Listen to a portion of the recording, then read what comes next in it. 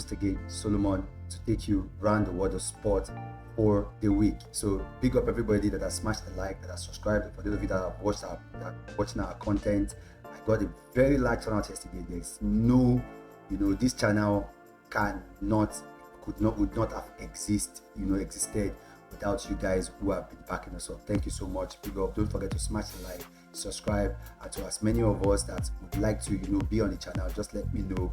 We'll reach out to you. But quickly, let's just move on to the world of sport and let's see what really went on in the world of sport for the previous week. So we just look at the news journalists. We're going to talk about the Premier League. We're going to take my reactions to all the games in the Premier League. Not only that, I'm also going to be talking about some big games that actually took place in the other leagues, and then I'll be touching a little bit of the Nigerian Premier League, giving you updates on what actually went on in the Nigerian Premier League. Then I'm going to mention some of the news that actually creep up between now and then and now, and then lastly we'll wrap it off with some of the transfer news that we actually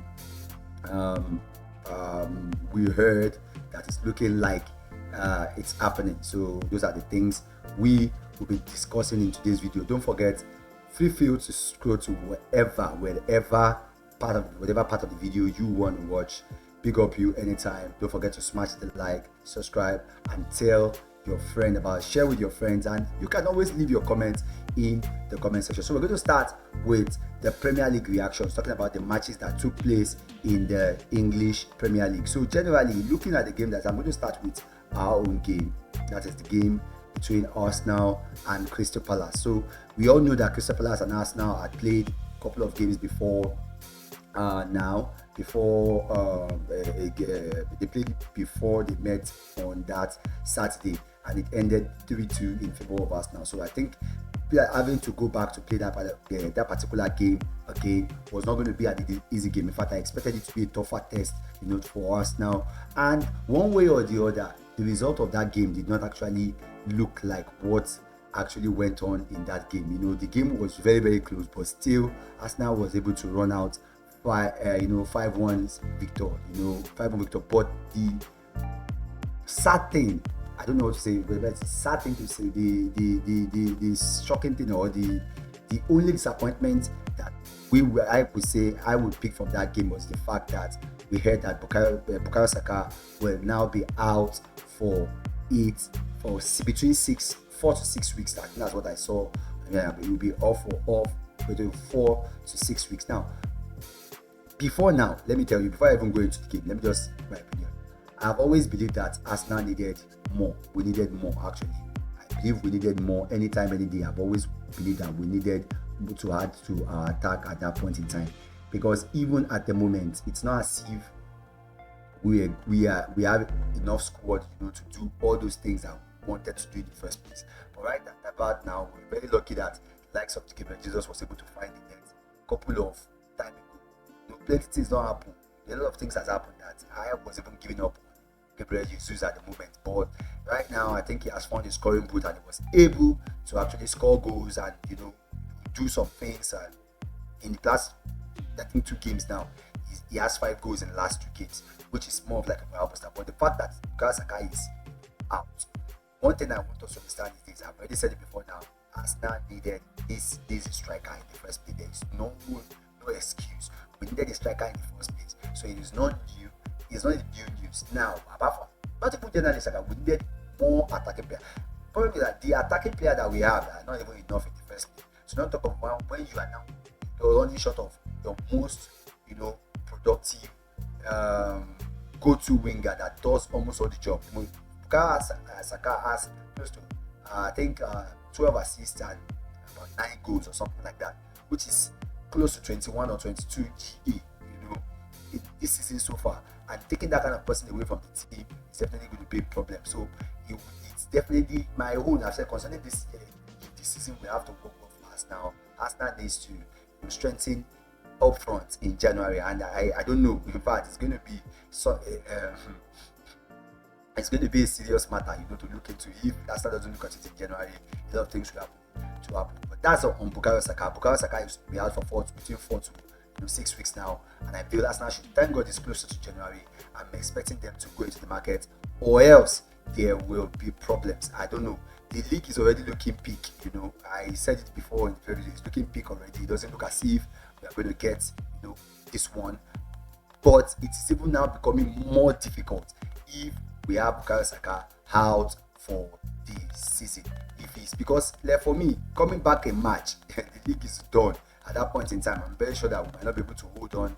I didn't need to get somebody to cover up. Martinelli by the right. One thing I have for him. Anyway, let me just go straight into the game. Arsenal got, it was 5-star performance, like I said. You see, 5-star performance from Arsenal. Won the game 5-1. They scored for us.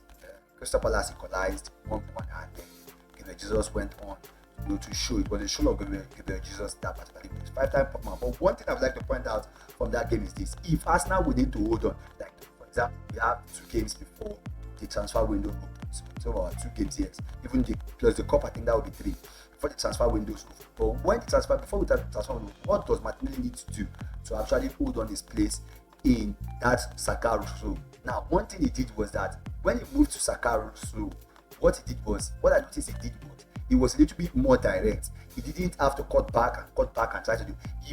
And the only time he had issues playing in that left wing was when he wanted to think twice, or when he dilly-dallied on the ball.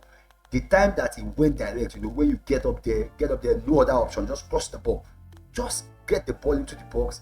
There is always something for him there. So for me, I think he played well. Build us out in that particular game, because the defense actually messed up. That goal that we considered was shambolic. That goal was shambolic. I'm not expecting.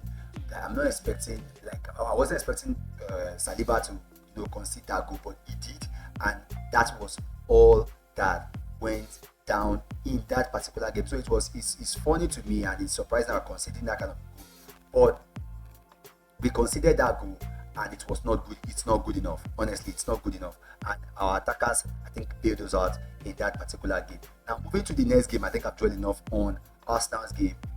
That is the next game, which is the game between Villa and City. Aston Villa and Manchester City. Now, Aston Villa, yes, we were expecting City to jump point, and one way or the other, City did not disappoint. This season, I'm sorry, I believe this is it for City. City is gone. They are out of it, because basically it will take a lot. In fact, they don't just need Liverpool to slip up, to come back into this. The only thing, they are just in the top 4 race right now. I'm very sure, ask any City fan at the moment, the only thing any City fan will be talking about at the moment will be, let's just make the top 4.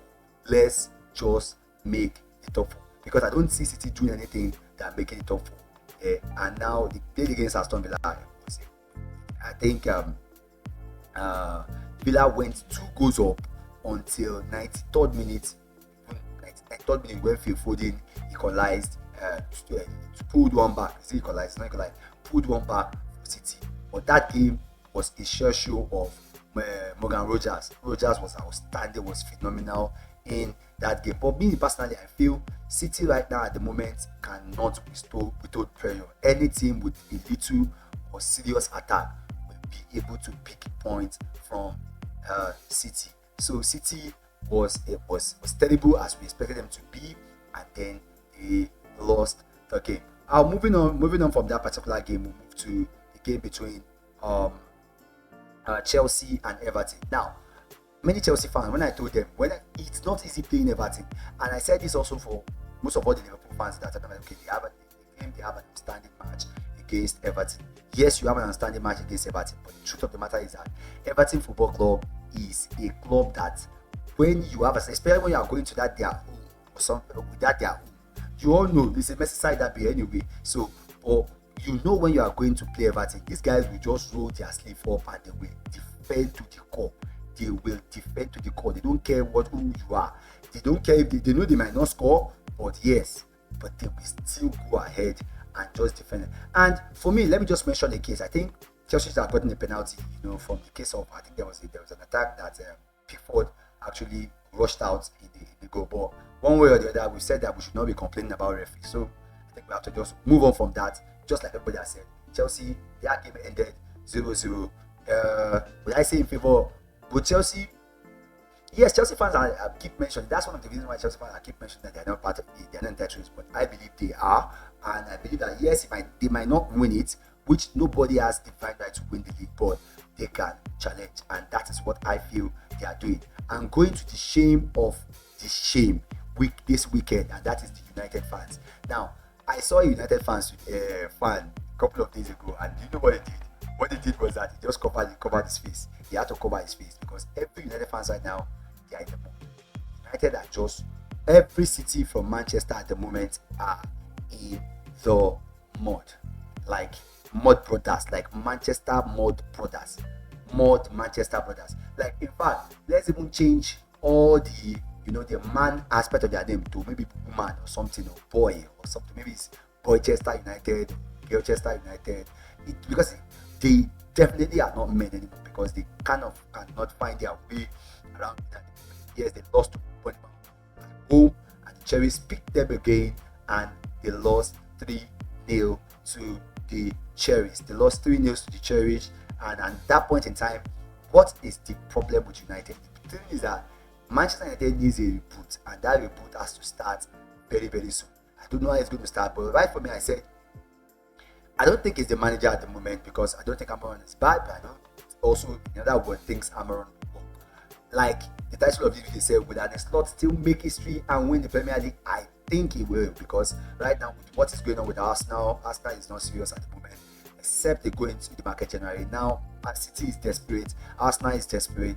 Hopefully those two are able to get up and Chelsea is desperate. Chelsea wants to, the coach is going a little bit under the radar, but yes, he's the only one, he and Arsenal are the only one that can actually pull something out of the bag, even if there's going to be a shocker for this season, or else I think Arne Slot boys and Slot men will, move on to win the league.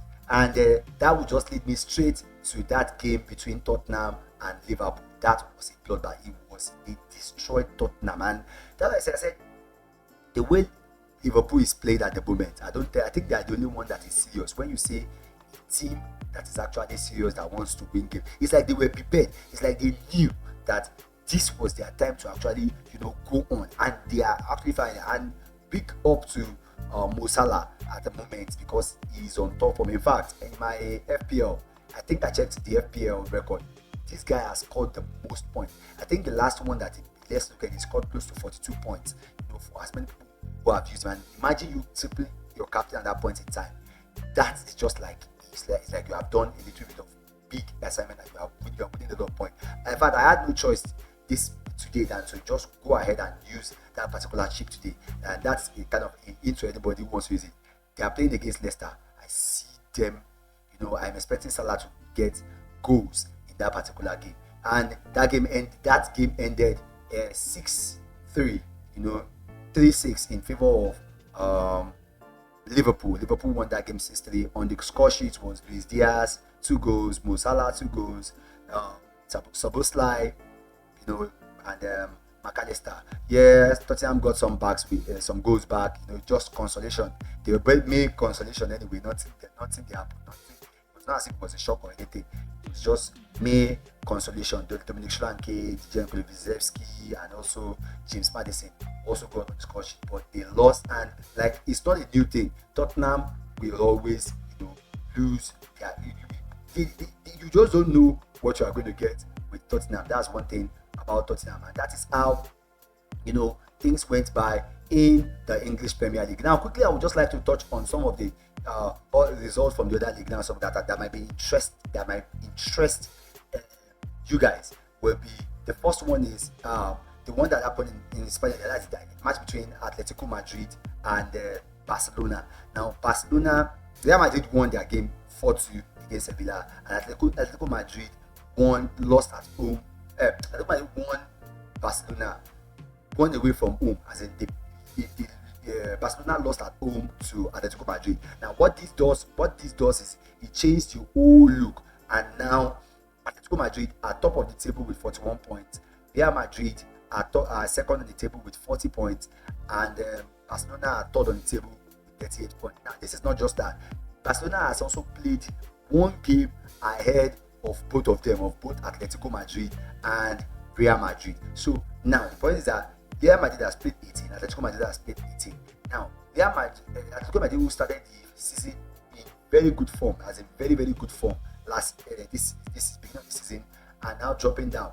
And I remember I said, I and my guys said on them, I said Madrid might likely pick it up from there. And Mbappe, I think his confidence is beginning to grow up again, and I think he's beginning to get goal. So that's how he stands for the top 4 in La Liga. And Athletic Bilbao makes the 4th team in that league. You also have Villarreal and Mallorca in 5th and 6th. So that's how it went on in the La Liga. Now another case I would like to look into is German. I always tell you guys, I'm following German Bundesliga this season for one reason, and basically because of Bayern Leverkusen. I actually want to see what they would do. And yesterday they actually gone riot with at home against Freiburg. They gave Freiburg 5. They had 5-1 to Leverkusen, and then we have Bayern Munich played 5-1 also against Leipzig, and Dortmund won 3-1, even though they got a red card away from Wolfsburg. Now there are also some other results like Mainz 05 defeating Frankfurt, and some other likely result that went on in that particular league, and that's for in the league at then and in German Bundesliga. So from there, like I said, I was expecting Bayern Munich I'm expecting Bayern Munich to win this league anyway. If Bayern Munich is not winning this league at the moment, what it means Leverkusen, because Leverkusen now sits second, if I'm not mistaken. Let me check that. Yes, Leverkusen is second on the log, and Bayern Munich is first on that log, on that log, 36 points. Leverkusen is on 32 points, Frankfurt is on 27 points, and you have Leipzig on 25. Now, one beauty thing about Bayern Munich I don't understand is that they are also up and down, but I think I'm expecting Leverkusen to actually get something over this season. I expect them to win something this season, or else I'm beginning to question. I will still continue to question Alonso. I'm expecting something to come out from their season, from this season for them personally. That's what I'm expecting.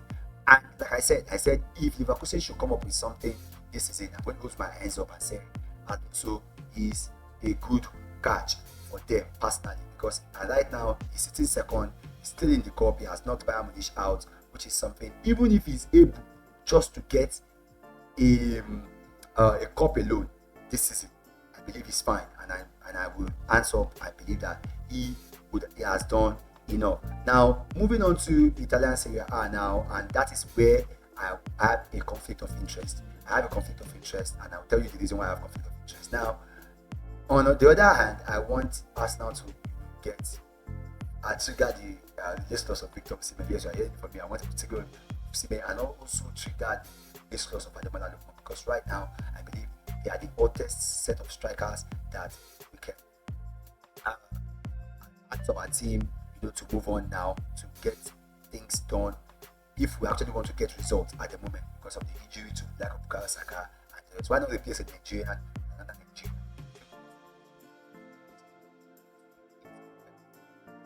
The results over there, we have Napoli won their game 2-1. I think they're a big result. Roma 5-0. Atlanta, went with a late winner 3-2, and then you have Udinese shocking Fiorentina away from home, and shocking Fiorentina at home 2-1, and then we have Inter beating Como yesterday 2-0. And then looking at that result now, I'm seeing Atlanta the top of the league with 40 points, Napoli with 38 points. Yes, and Inter with 37 points, Lazio.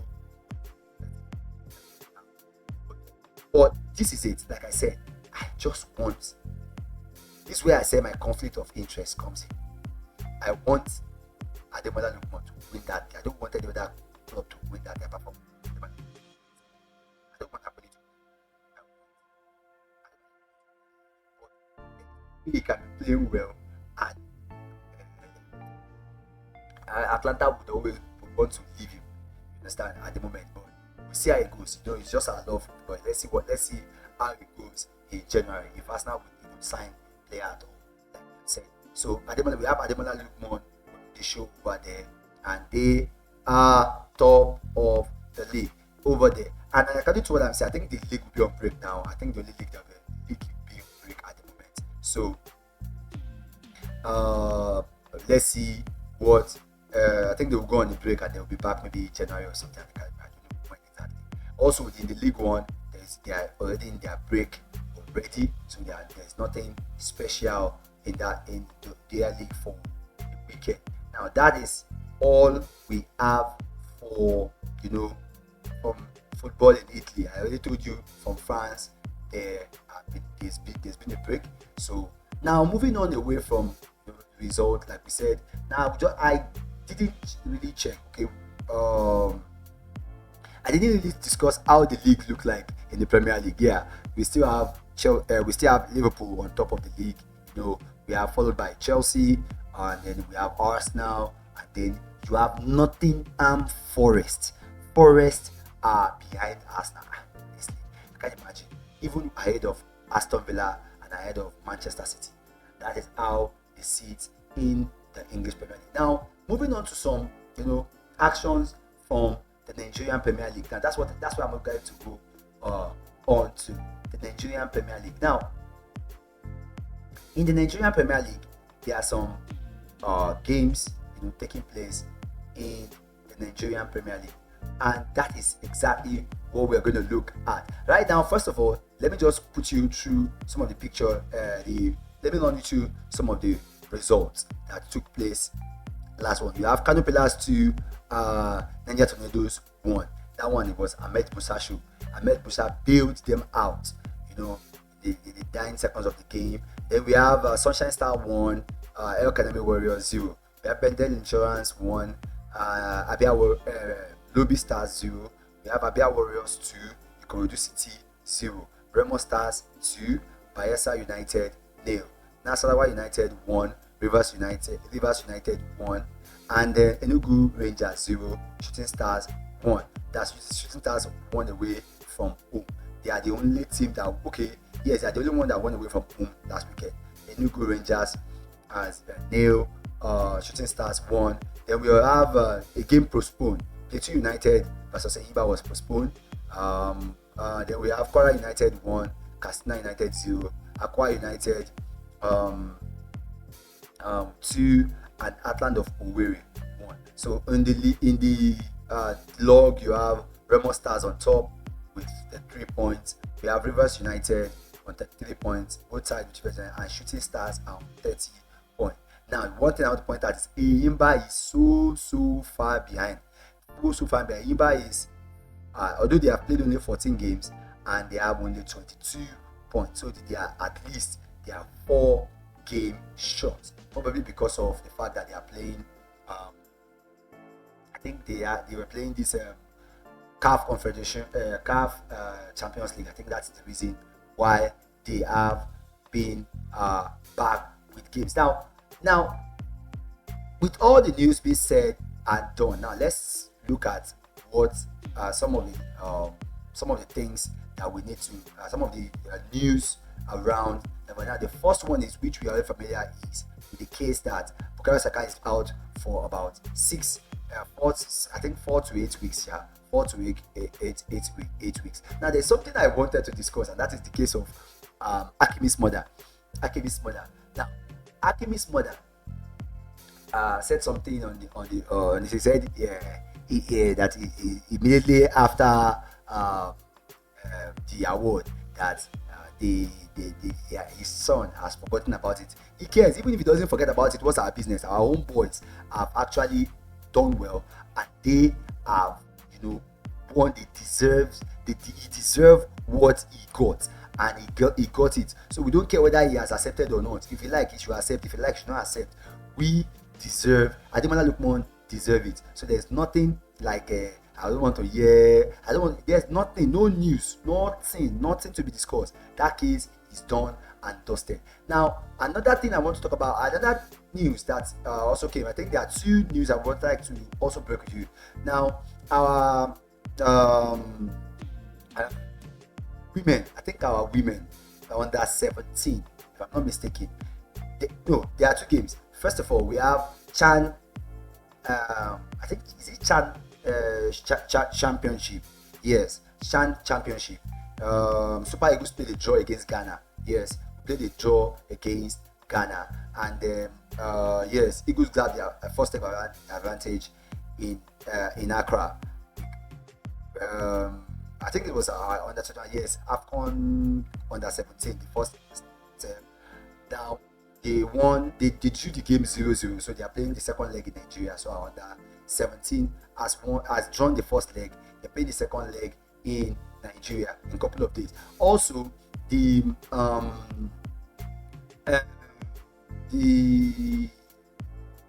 Nigerian female under 17 team also lost to Ghana on penalties again. That's, the first one was for male Chan, the second one is for the female, and this one they lost to 2-2 draw. They played the penalty, and Ghana edged that and won that particular trophy. That was how it was. That's the news on Nigeria generally. Now, continuing with some of the news that I mentioned that I want to actually talk about was the news of our own boy Victor Osimhen, who actually scored a brace as Galatasaray, move on again, maintain their lead on the table.